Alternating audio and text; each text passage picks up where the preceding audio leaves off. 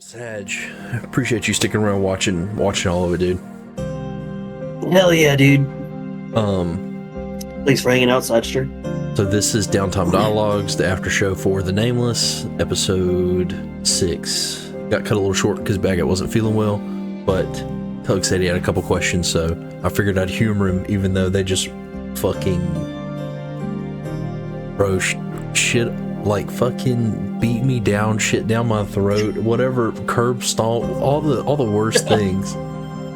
Meanwhile, being total shitheads about it. Ungraceful winners. Makes it hard to be a graceful loser. Oh, I got me a ginger beer to try to, I don't know. Can't come up with anything stupid to say, so. First question. Oh, StarCraft. I did see you on YouTube earlier, dude. Thank you. I appreciate you watching on the tube. Oh, snap. Hey, Baby Craft. Baby Craft. Man, how the tables have turned. He's a dirty YouTuber now. He's a dirty YouTuber now, yeah. First question. On the way that we found the cave, were you meaning for us to find it in that way, or were we supposed to walk up on it? Was the timer supposed to go down? Like, how would it have been painted if we didn't do it? Because if we didn't do it that way. I mean, y'all were just meant to find it somehow. There was no intended way for you to find it, but that was kind of what Baguette did was perfect, though. Cool. Especially because he's like, "Oh, I'm looking for like a mirage-looking thing," and I was like, "Oh, okay, cool." It worked out good. Perfect. Because TLDR, I got that inspiration from Foundation, because there was a monster that like camouflages itself, and one of the dudes is like, "Yeah, you have to find it through its movement, not its actual color, because you can still see it moving." So it's just really hard to find. So I thought that was like really cool. Did you have it to where we were just gonna fly over the rocks? Because I mean, no. I mean, like that was always an option. But you were like, "Oh, we're gonna do this and this." I was like, "Hell yeah, that's what you're supposed to do." But yeah, you can always cheese stuff if you want to. Is ultimately what it ends up being, I can't stop y'all from cheesing. doing what it's not even cheesing, it's just part of the game. Yeah. The if we had not found the cave, would the Hydra have just came out on its own? Like, if we were just rolling shit, couldn't find anything, like I'm talking about like down bad, would we have just mechanically? I would have let Samlin find it, because he has the whole magic sense shit. At some point he would have been like, "Hey, something's weird over here." Cool, so he kind of would have helped guide if needed. Trying to, like I said, I want y'all to do stuff as opposed to, because if I just walk y'all between every interaction, I'm never gonna have fear, and all combat will be like the end of the combat we just ran. Where it's like, I have one fear, okay, I spin it. I have one fear, okay, I spin it. I have one fear, okay, I spin it. Which is why I like in the rule book, like GMs it is in the rules that they are permitted to do stuff without using a fear if it calls for it. And that's why I was kind of like, y'all are being kind of hesitant to go for whatever reasons. I was like, okay, if y'all don't start going, I'm just gonna take turns without spending fear. I know. I try to make sure that I don't know why Baguette wasn't going. And I understand why Samlin's not going. Well, I think I know, but I didn't want to just keep going. Like now is because he probably felt bad. He said he had a migraine, so I understand. Yeah, well, maybe he didn't,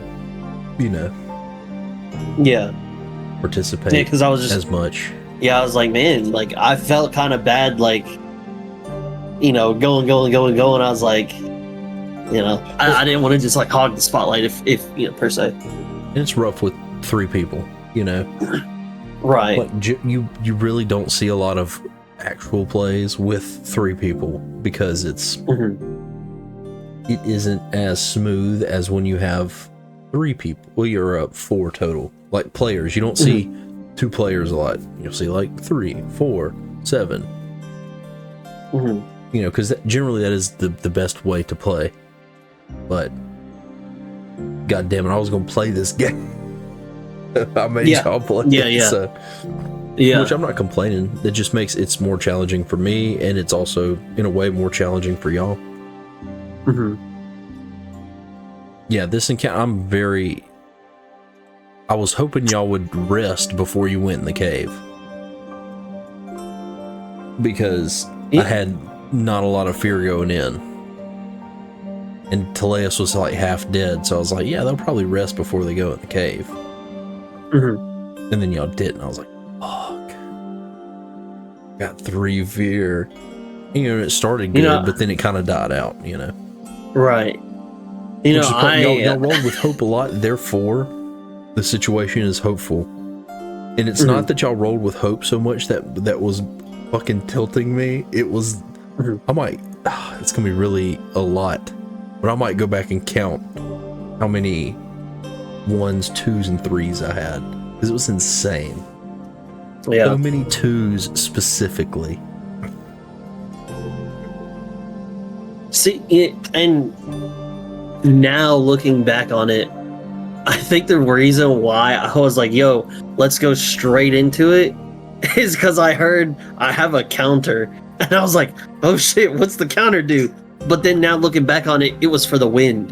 And I was like, we probably could have rested. Because, dude, going into it, I think I had 2 or 3 HP marked. And I had like 4 armor slots or 3 armor slots marked. And I was like, dude, a lot of my kit, I didn't really have access to. I still only have 1 heal. I didn't have the arcane deflection. I still don't have the rousing speech. And I was like, dude, what's this counter for? So like that kind of made me just rush it. Well, it's one of those things where it's like, this game really shines when you don't think about mechanics outside of like this is really, you just let stuff happen and do things. And that's like the best way to play. Because like if you start worrying about countdowns, you're like, oh no, I don't want to trigger the countdown. That just stifles game flow. Right. And I think, oh, go ahead. Go ahead. No, go ahead. I forgot already. I'm fried. I was gonna say y'all fried me. You mind broke me in the last. I'm gonna have hentai tags on my fucking shit now.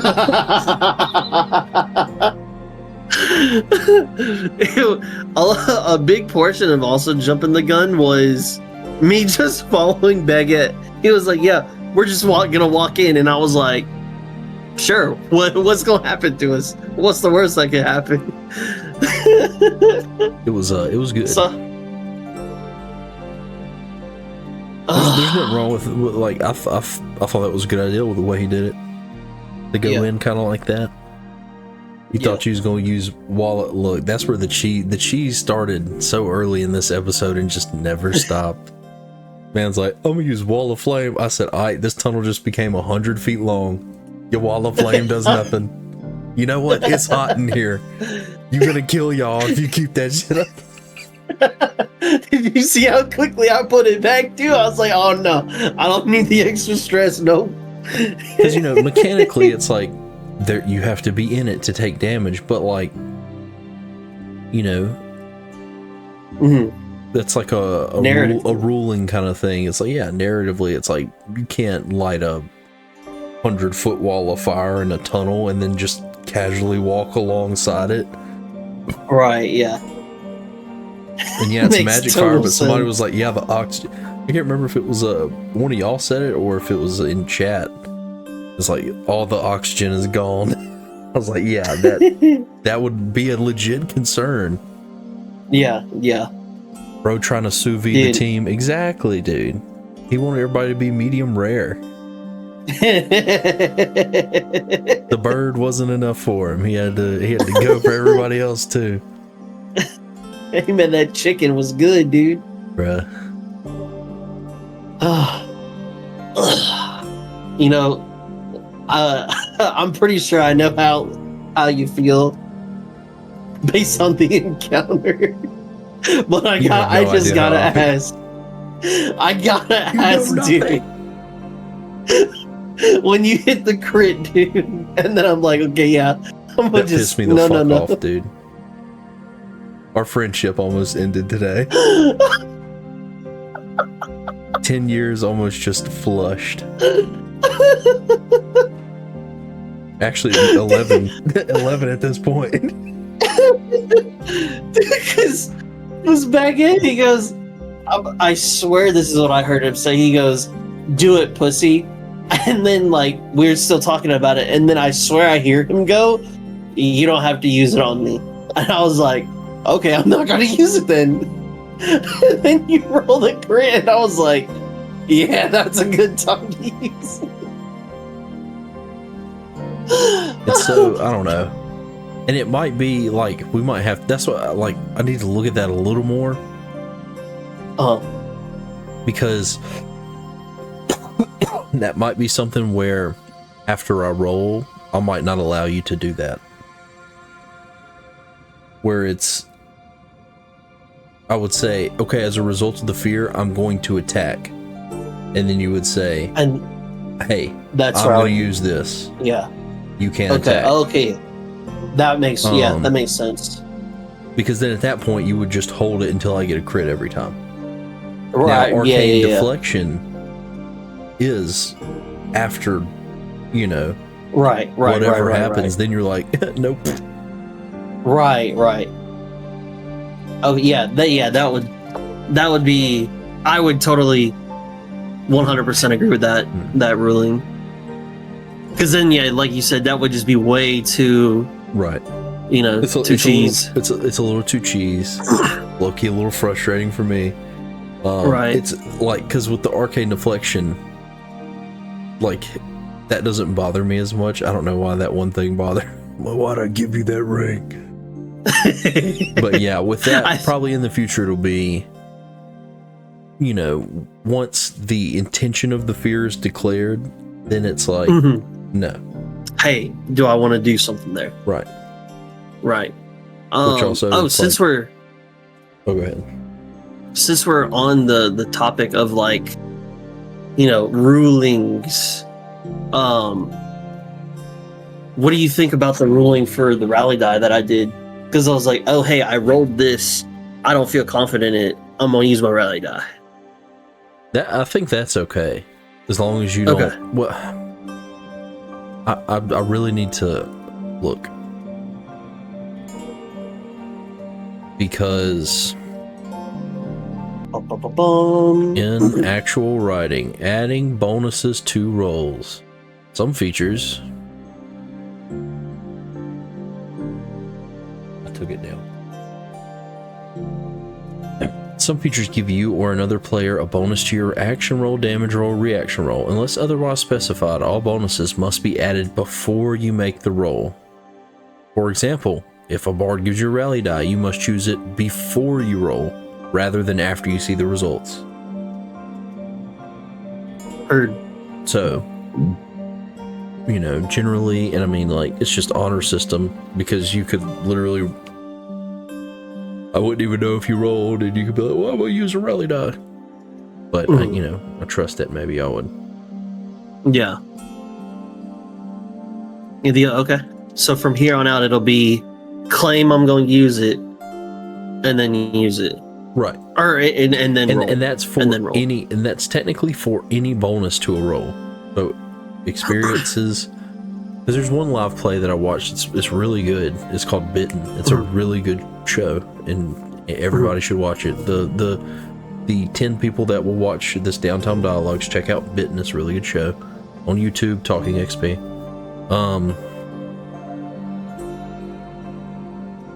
Man, I lost the plot.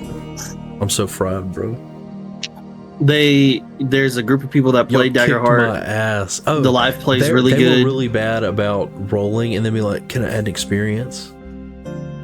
And like, you know, their GM would do it, and like that's the beauty of the game. You don't see anybody in the comments talking to them about how they're doing the game wrong, because this is such a loosey game, you know, that like.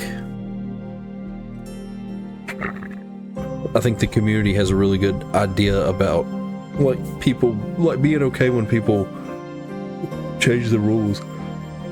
Yeah, I think it's less of a rules lawyer atmosphere, whereas like D&D, you know, it seems like literally you click on any video, any short, and somebody's in the comments telling them they got a rule wrong.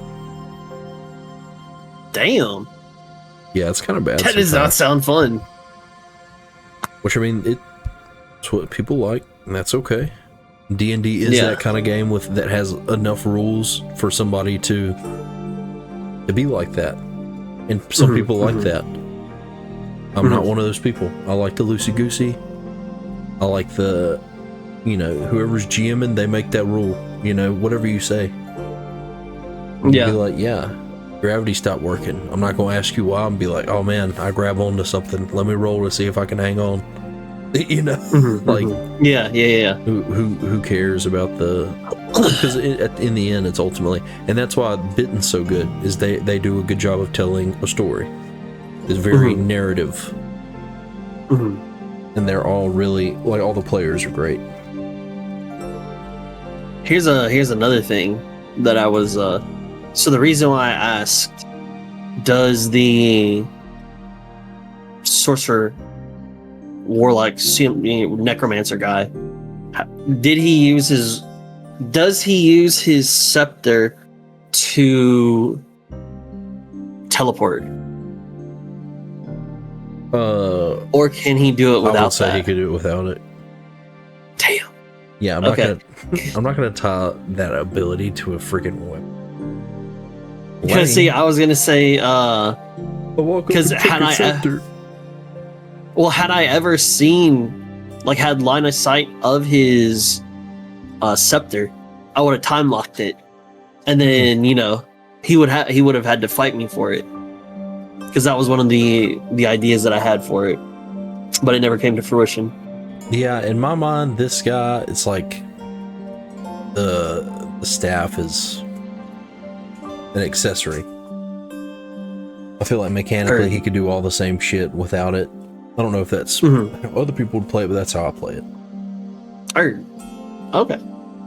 Does Turbo support the streamer though? Yes. Not as much as basically instead of ad rev, they get paid for a Turbo user to watch. But you get no ad, and the streamer gets, like, from what I've seen, it's about as much money as you get from somebody watching an ad. And it works that way on YouTube as well. When YouTube members watch your content, you get paid for that, even though they're ad-free.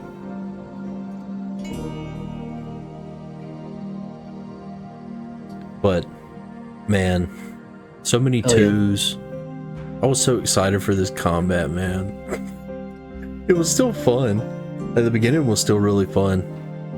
The dude teleporting around, that was a really cool mechanic. Yeah. The thing I mentioned before about balance, this was basically a tier 4 encounter. And y'all are not tier 4 yet. So, I'm just going to let you know ahead of time, I'm about to start trying to kill y'all. Because I don't think it can be done.